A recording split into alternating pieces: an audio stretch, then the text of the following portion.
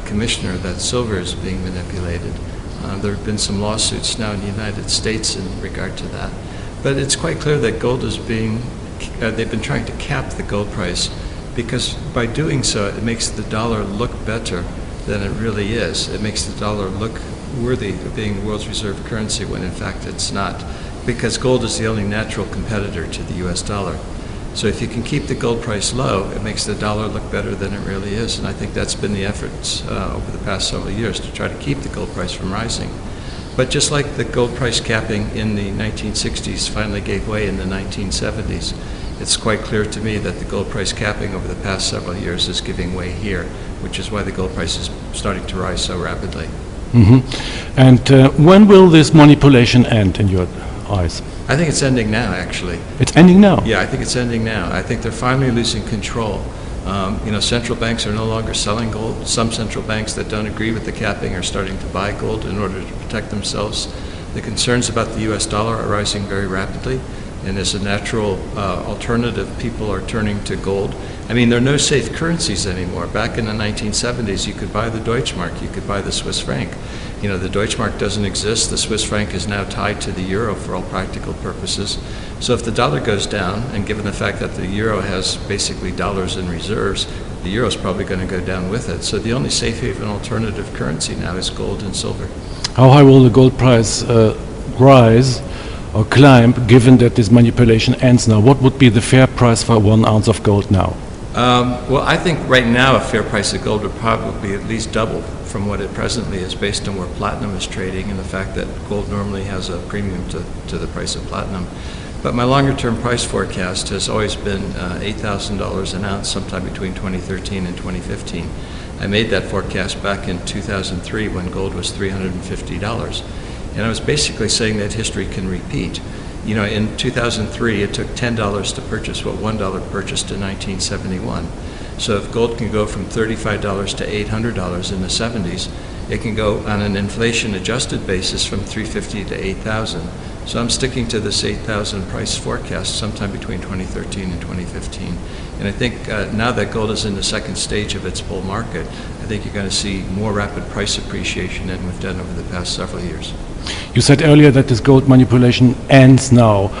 How can you prove this? I mean, who has interest in a gold price like $2,000, $3,000, $5,000 per ounce? Because this means automatically that everybody sees that something is wrong in our financial system. That's exactly right. You can only cap the gold price for so long. Eventually, you're going to run out of resources. Eventually, the market. But it's only paper money, and paper money you can print or make as much as you want. Yes, you can, but ultimately that destroys paper money, and that's exactly what's happening to the dollar and the euro.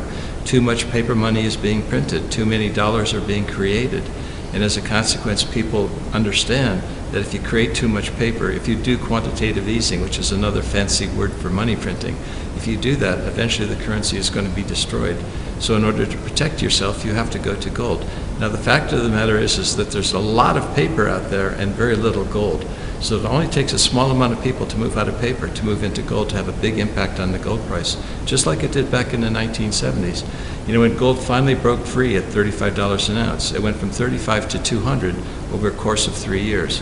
My guess is that over the next couple of years, you're seeing gold go from 1,000 up to 2,500, 3,000 before it goes to this 8,000 price I'm looking at in 2013 to 2015. So I think you're going to see a much more rapid increase in the price of gold, because all of the people who understand that gold is sound money and are looking for a safe haven are moving out of paper into physical metal. And at the moment, only a few people understand that. It will become more. Somebody has reckoned it out that only half an ounce per man on this planet is left. Is that true? Yeah, that's about right. How much is it? I think that's an accurate number. But the point is that you're making is that people, as they see the gold price rising, they intuitively understand that something is wrong with the monetary system.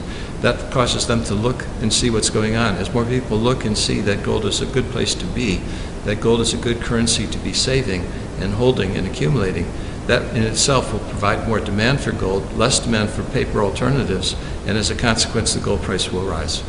Don't you see the danger of a gold prohibition then? I mean, if the system managers see that the gold price is rising, that people are escaping or fleeing into gold, isn't there the chance that they say, okay, now we prohibit it, as America did already one time? Yeah, America did that in 1933, but they didn't prohibit ownership of gold by Americans outside of the United States. And there may be a prohibition again this time in the future. So what you need to do is you need to diversify geographically, different countries, different political systems, and hold your gold in different places around the world. And that way you can mitigate the risks of confiscation with your gold, which I think is the most important bedrock asset in your portfolio. How strong or how high do you see the chance that the prohibition will come? I mean, gold 8,000 means financial system at its end. That means chaos, maybe anarchy, also politicians who don't know what to do. I mean, how big the chance is that the prohibition will become reality again? I'm not so sure that there will be a prohibition. I think the chance of prohibition on gold in any wide scale would probably be less than 20%. What I do see is a very high probability that there will be capital controls. And right now there's a lot of talk that with this recent program of quantitative easing that the Federal Reserve is starting, that there will be a lot of capital controls by countries outside the U.S. preventing the inflow of dollars to stop domestic inflation in terms of domestic currencies.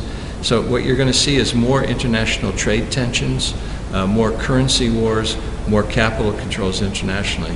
Gold may be affected, but if it is, it won't be affected until a much later date at a much higher price. But the more people go into gold, the higher the chance is that it's going to be prohibited, in my opinion. True. But right now, so few people truly understand gold. It's very early in gold's bull market. It's not going to be for a long time before gold becomes the center of attention. It's going to take a long time at a much higher price. Some people say, although you are convinced that the price is going higher, now gold has already reached record levels. Most of the people don't own any gold. What would you recommend them to do?